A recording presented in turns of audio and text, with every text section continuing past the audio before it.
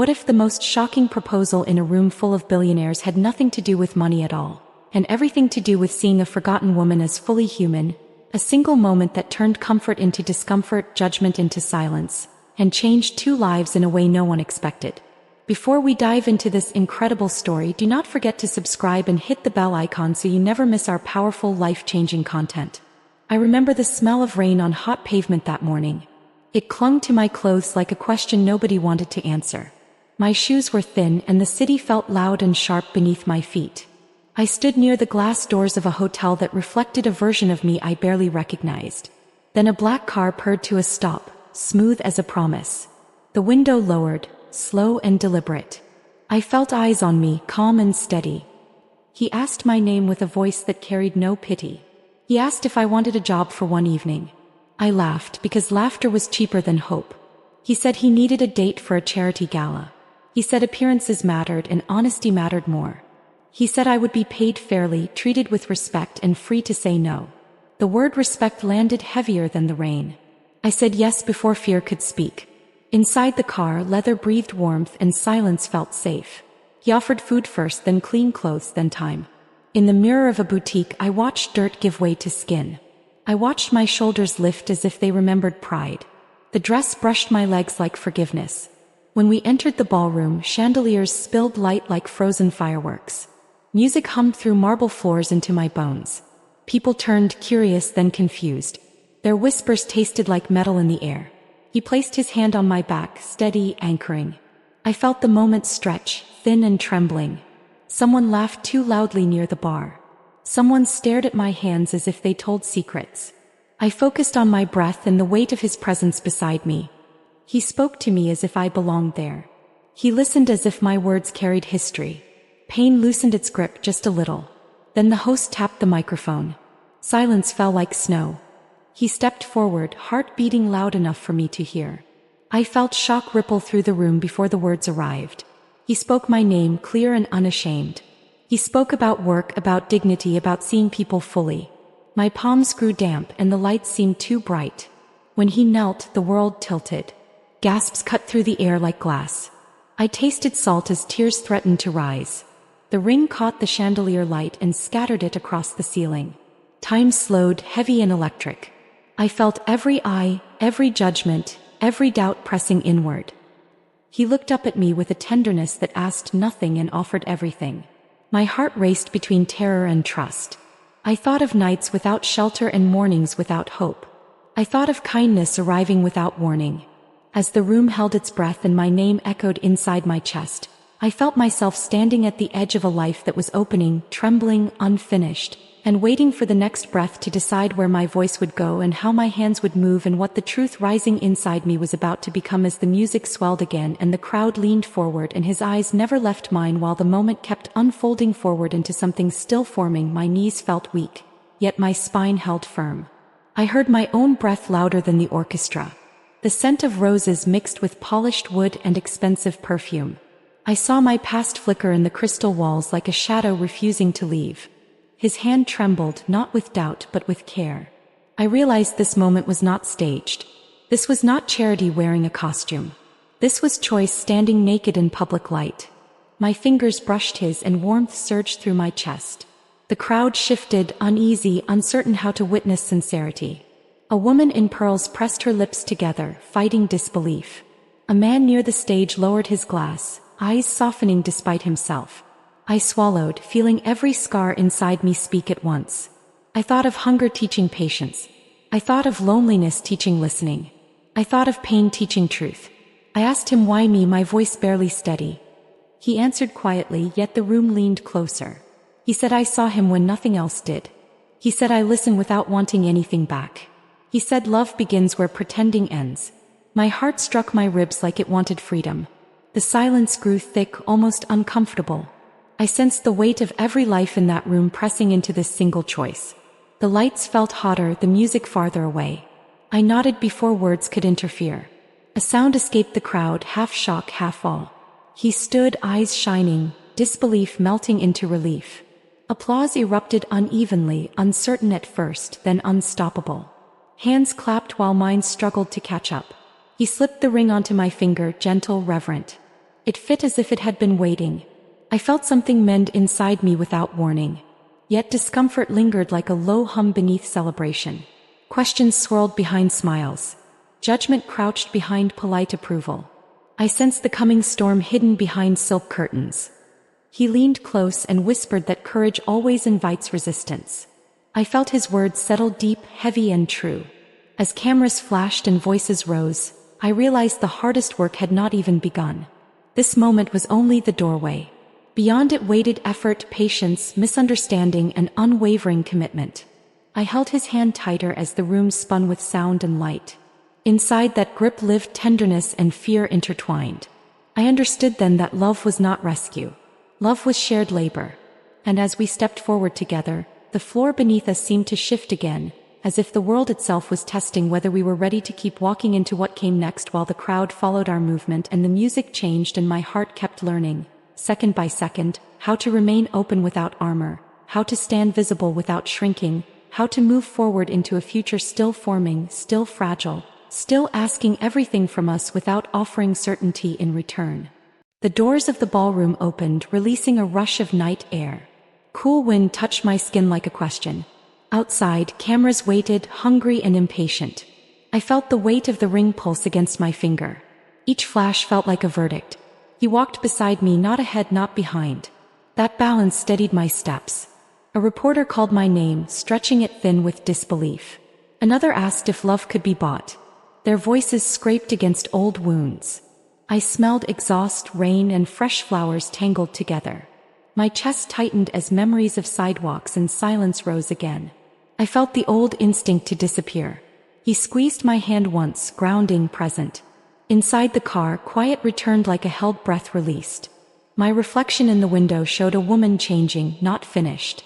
I asked him if the world would ever forgive us. He answered that forgiveness often followed understanding, but understanding required patience. His words carried the weight of someone who had failed before. The city lights blurred into rivers of gold. I listened to the engine hum and my heart settled slowly. At his apartment, space stretched wide and unfamiliar. High ceilings echoed my footsteps. I felt small again, uncertain where to place myself.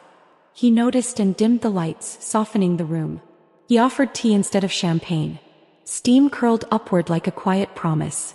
We sat across from each other, the distance intentional. I studied his hands, strong yet careful. He asked about my life without flinching. I spoke of shelters, of nights measured in survival. I spoke of invisible labor and unseen strength. Pain surfaced, raw but respected. He listened without interruption, eyes steady. That listening felt heavier than applause.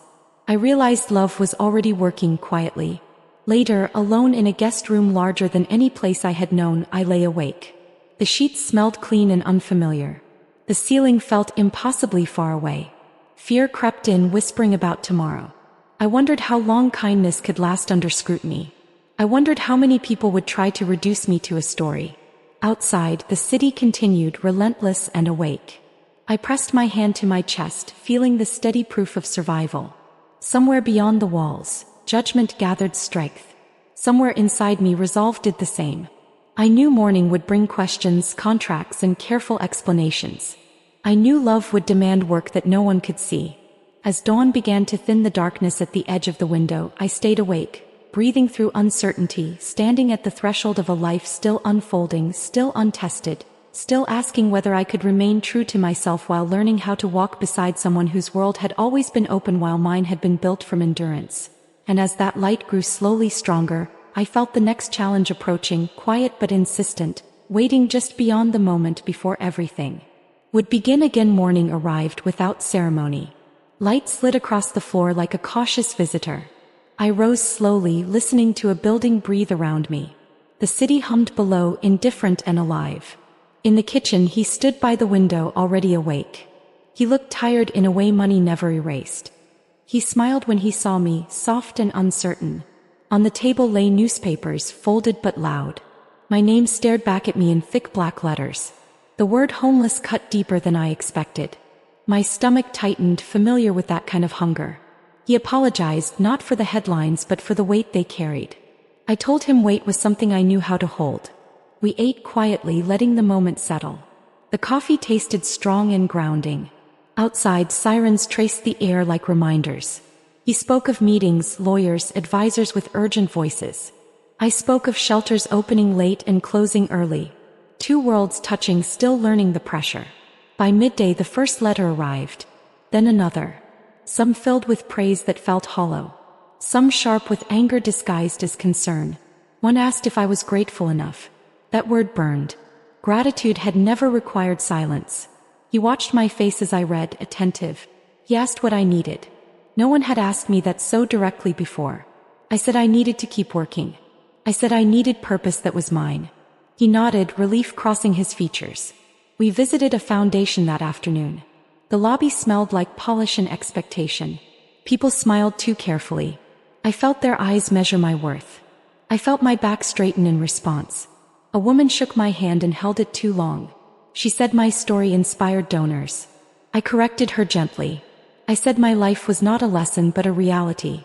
The room grew still. Discomfort crept in like a test. I did not retreat. He stood beside me, silent support radiating outward. Later in the car, my hands shook. I admitted fear, raw and unfiltered. He admitted his own, quieter but deep. He said love did not remove struggle. Love only gave it direction. That night, as the city darkened again, we walked through a neighborhood I once knew too well. The pavement held old echoes. A woman near a doorway met my eyes. Recognition passed between us without words.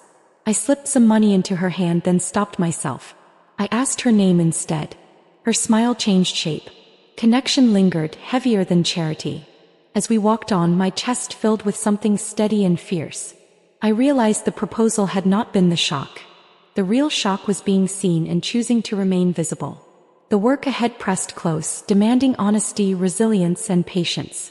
I felt it gathering in the quiet spaces between our steps, in the way the night air cooled my skin, in the awareness that every choice from here forward would shape not just how the world spoke about us, but how I would speak about myself as the days continued to open, unguarded and demanding, asking me again and again to step forward into a life still unfolding, still challenging, still alive with questions waiting for my voice to answer them one breath at a time.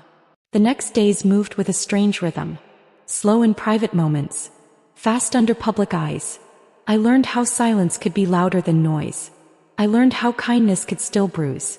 At a luncheon filled with crystal glasses, I felt every stare like heat. The room smelled of citrus and ambition. Someone asked how it felt to be saved. The words scraped my ribs from the inside. I answered that survival taught me how to save myself. A fork paused midair across the table. Discomfort spread, quiet and thick. I felt my pulse in my ears. I did not look away. Later, alone in a quiet hallway, my hands shook again. Not from fear of them. From fear of losing myself. He found me there, leaning against cool stone. He did not speak right away. That patience steadied me more than comfort ever could. He said the world preferred simple stories. He said truth was rarely simple. We returned home under a sky heavy with clouds. Rain began suddenly, sharp and honest. We ran, laughing despite everything. Water soaked my hair and dress. For a moment, I felt free of expectation. Inside, dripping on polished floors, we stood breathing hard. Joy and exhaustion tangled together. That night, I dreamed of streets and stages merging. I woke before dawn, heart racing. The ring felt warm against my skin. I realized how easily love could become performance. I promised myself it would not. In the weeks that followed, schedules tightened. Security appeared where trust once stood alone. Every door opened slower. Every smile arrived with conditions. I began volunteering again quietly. No cameras. No announcements. Just work. Hand sorting food. Names remembered. Stories held with care. There, among familiar smells and tired eyes, my breath deepened. I felt whole again. One afternoon, a man recognized me from the news. He asked if I was still real. The question stunned me more than cruelty ever had. I told him reality did not disappear when comfort arrived. He nodded, understanding settling slowly. That evening I told him everything. The fatigue. The anger. The fear of being reshaped. He listened, jaw tight, eyes steady. He said love required adjustment, not erasure. He said he was still learning how to stand beside rather than in front. His honesty carried weight. It also carried risk. I saw how much this choice cost him. Reputation strained. Control loosened. Certainty cracked. I felt the magnitude of what we were attempting. Not romance. Not rescue.